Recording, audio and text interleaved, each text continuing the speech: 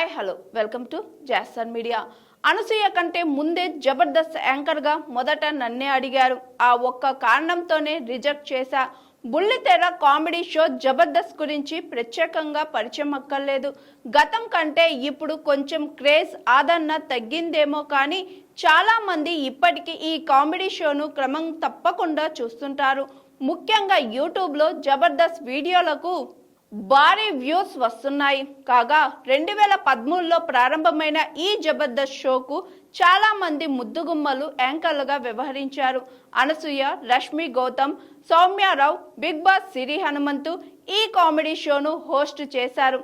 అలాగే Jabardasth special events తో పాటు కొన్ని ఎపిసోడ్స్ కు శ్రీముఖి, వర్షిణి వంటి వారు కూడా యాంకర్లుగా వ్యవహరించారు. అయితే అసలు జబర్దస్త్ షోకు యాంకర్ గా మొట్టమొదట ఆఫర్ వచ్చింది తనకే అంటుంది star anchor Sreemukhi. Jabardasth show ప్రారంభం అవుతుంది అనగా యాంకరింగ్ కోసం అనసూయ కంటే ముందు నాకే కాల్ చేశారంటుంది అందాల తార. తాజాగా ఓ ఇంటర్వ్యూకు హాజరైన ఈ ముద్దుగుమ్మ జబర్దస్త్ షో గురించి పలు ఆసక్తికర వ్యాఖ్యలు చేసింది. మల్లెమాల సంస్థ ద్వారానే నేను ఇండస్ట్రీలోకి వచ్చాను. అలా జబర్దస్త్ షోకి యాంకర్గా మొదట ఆఫర్ నాకే వచ్చింది. జబర్దస్త్ షో ప్రారంభం అవుతుంది అనగా యాంకరింగ్ కోసం ముందు నాకే కాల్ చేశారు. అదే సమయంలో నాకు వంశీ గారి దర్శకత్వంలో తను మొన్నే వెలిసిపోయింది అనే చిత్రంలో హీరోయిన్ గా ఛాన్స్ వచ్చింది. వంశీ గారి సినిమా అంటే ఎవరు మిస్ చేసుకోరు కదా. దీనితో ఈ ఛాన్స్ ఎట్టి పరిస్థితుల్లో వదులుకోకూడదు అని అనుకున్నా. అయితే సరిగ్గా అదే సమయంలో జబర్దస్త్ నుంచి కాల్ వచ్చింది. అయితే కామెడీ షో కాబట్టి ఆడియన్స్ ఎలా రిసీవ్ చేసుకుంటారో, షోలో నాపై సెటైర్లు వేస్తారేమన్న అనుమానాలు, భయాలు ఉండేవి. దీంతో జబర్దస్త్ చెయ్యలేనని చెప్పా.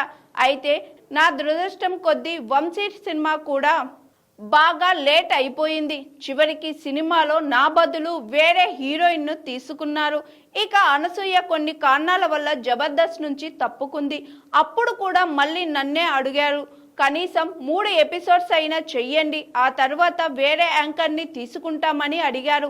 అయితే స్టేజ్ పై నాపై సెటైర్లు వేస్తే నేను లైట్గా తీసుకోలేను, ఏడ్ చేస్తాను, అందుకే నో చెప్పా. దీంతో ఆ ఛాన్స్ రష్మి గౌతమ్కి వెళ్ళిందని శ్రీముఖి చెప్పుకొచ్చింది.